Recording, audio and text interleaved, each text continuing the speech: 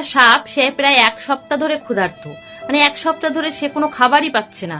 আর তাই সে বসে বসে ঈশ্বরের কাছে প্রার্থনা করছে, ঈশ্বরের প্রতি তার খুবই ভক্তি। তো ঈশ্বরকে ডাকছে যে হে ঈশ্বর, আমি এই 1 সপ্তাহ ধরে কিচ্ছু খেতে পাচ্ছি না, তুমি কি দেখছো না? তুমি কি আমাকে একটু খাবার জোগাড় করে দিতে পারছো না? তখন সেই সাপটা শুনতে পাচ্ছে যে ঈশ্বর বলছে যে তুমি ধৈর্য ধরো, তুমি ঠিক তোমার খাবার পাবে। সেই একই জঙ্গলে পাশাপাশি থাকতো একটা ব্যাঙ। সে রীতিমতো প্রতিদিনই খাবার পায়, পেট ভরেই খেতে পারে। সে ঈশ্বরের কাছে প্রার্থনা করছে যে ঈশ্বর, আজ আমি তোমার দয়াতেই বেঁচে আছি, তুমি আমার প্রতিদিনের খাবার জোগাড় করে দাও, তাই তোমাকে অসংখ্য ধন্যবাদ। এইভাবে বেশ আর কয়েকটা দিন কেটে যায়। তারপর একদিন ব্যাঙের জন্মদিন আসে। ব্যাঙ সকালবেলা উঠে ঈশ্বরের কাছে প্রার্থনা করছে, বলছে ঈশ্বরকে ধন্যবাদ জানাচ্ছে যে ঈশ্বর, আমাকে তো তুমি রোজই খাবার জোগাড় করে দাও, আজ আমার জন্মদিন, আজও যেন আমি পেট ভরে খেতে পারি এবং আমার বাচ্চাদের জন্য খাবার আনতে পারি।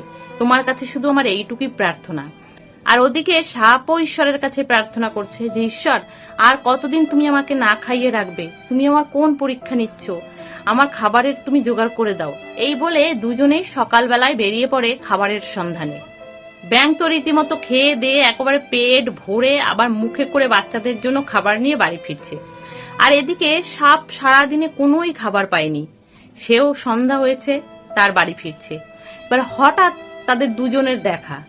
সাপ তো ব্যাঙকে সামনে দেখে একেবারে সেই আনন্দ, আজ কতদিন সে খাবার পায় না, আজকে সে ব্যাঙকে পেয়েছে, সে খাবেই।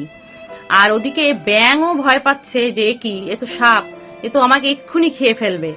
তখন ব্যাঙ ঈশ্বরের কাছে প্রার্থনা করছে, ঈশ্বর আমাকে তুমি বাঁচাও। আর ওদিকে সাপ প্রার্থনা করছে, হে ঈশ্বর, তুমি যেভাবেই হোক আমার মুখের থেকে এই খাবারটা তুমি যেন কেড়ে নিও না। ঈশ্বরকে সাপ এটা বলেই একেবারে লাফ দিয়ে গিয়ে ব্যাঙকে ধরে নেয়।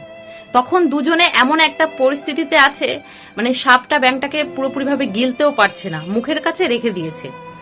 তখন ব্যাঙ ঈশ্বরের কাছে আবার প্রার্থনা করতে থাকে, হে ঈশ্বর, আমি তো তোমার দয়াতেই বেঁচে আছি, তুমি আমাকে রক্ষা করো।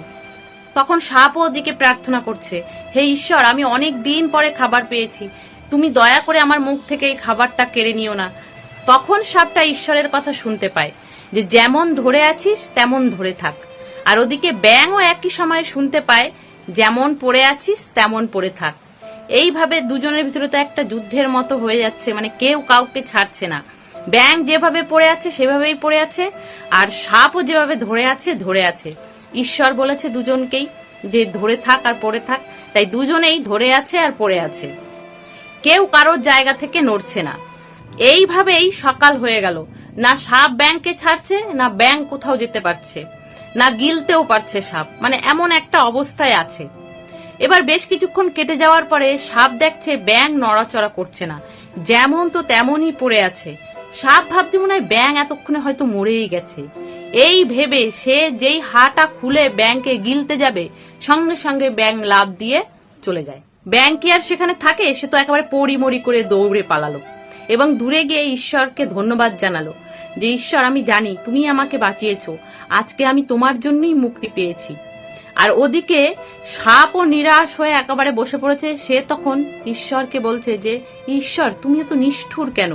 আজ এতদিন পরে তুমি আমার সামনে খাবার দিলে, আমার মুখে খাবার দিচ্ছিলে, সেটা আবার কেড়ে নিলে। তখন সাপ ঈশ্বরের কথা শুনতে পায় যে তুমি ধৈর্য রাখতে পারোনি, তোমাকে বলেছিলাম যে যেমন ধরে আছো তেমন ধরে থাকো, তুমি সেটা শোনোনি, তুমি হা করে গিলতে গেছো, তাই তুমি তোমার খাবার পেলে না। আর ওদিকে ব্যাঙও শুনতে পাই ঈশ্বরের কথা যে ঈশ্বর বলছে তুমি ধৈর্য রেখেছো, তাই আজ তুমি মুক্ত।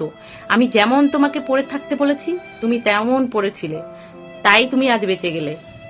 তাই আজকের গল্প থেকে আমরা এটা বুঝতে পারলাম যে তুমি কর্ম করে যাও আর ধৈর্য রাখো, ফল তুমি একদিন পাবেই।